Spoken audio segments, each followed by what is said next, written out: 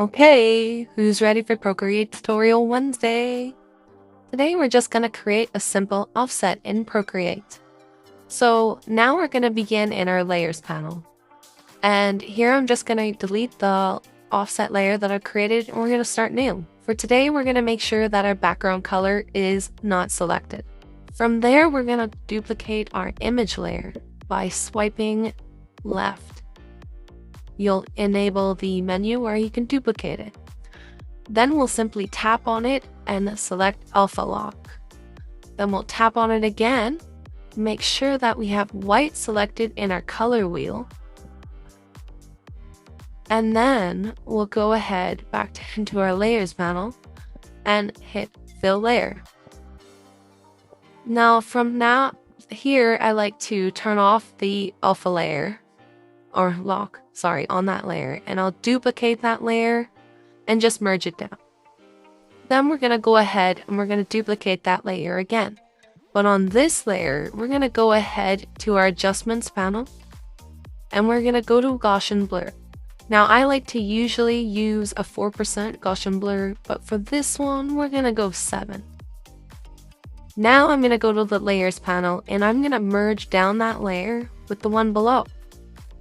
Now I'm going to get out of there and I'm going to go to the selections menu. And I'm going to make sure that I have automatic selected at the bottom. And for now, I'm going to make sure color fill is not selected.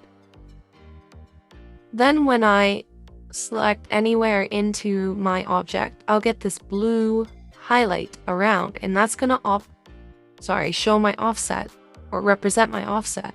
If I want a thick offset, then I'll make sure that my threshold is high.